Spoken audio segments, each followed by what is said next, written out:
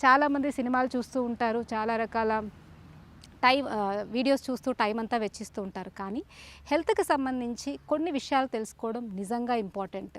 ఎప్పుడైనా కూడా మనం ఎటువంటి ఆహారం తీసుకుంటే మనం హెల్తీగా ఉంటాము, ఎటువంటి లైఫ్ స్టైల్‌లో ఉంటే మనం హెల్తీగా ఉంటాము, ఎటువంటి చికిత్సలు మనం రెగ్యులర్‌గా చేయించుకోవడం వల్ల మనం హెల్తీగా ఉంటాం. థర్డ్ పాయింట్ చాలా ఇంపార్టెంట్. ఎందుకంటే మీరు కార్ ఎంత మంచిగా నడిపినా, మీ ఇల్లు ఎంత మంచిగా ఉన్నా దాన్ని మళ్ళీ మళ్ళీ మీరు ఏమంటారు, ఇంటికైతే పెయింటింగ్ ఏపిస్తారు, కారుకైతే సర్వీసింగ్‌కి ఇస్తూనే ఉంటారు. ఎందుకు అంటే కొంతకాలం దాటిన తర్వాత దేనికైనా కూడా రిజివినేషన్ అనేది ఇంపార్టెంట్.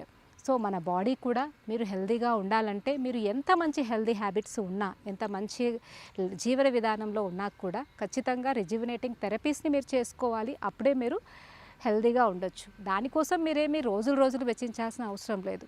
కొంత సమయం మీరు వెచ్చించినట్టయితే మీరు లివర్ని డిటాక్స్ చేసుకోవచ్చు. తద్వారా ఇంతవరకు మనం డిస్కస్ చేసిన ఈ అనేక పాయింట్స్లో ఈ వెయిట్ పెరగకుండా ఉండడానికి మీరు చేయాల్సిన రెండే రెండు, మీరు లివర్ని పరిరక్షించుకోవడం ఫస్ట్. సో లివర్ని హెల్తీగా ఉంచుకోవడం కోసం నేను ఇంతకుముందు చెప్పిన వాటన్నిటిలో మెయిన్ పాయింట్స్: టైంకి తినడం, జంక్ ఫుడ్ తినకపోవడం, ఓవర్గా లేట్ నైట్స్ తినకపోవడము, ఆల్కహాల్, స్మోకింగ్ లాంటివి ఎక్కువగా తీసుకోకపోవడము. ఇవి మీరు రెగ్యులర్గా ఖచ్చితంగా ఫాలో అవ్వాల్సినవి.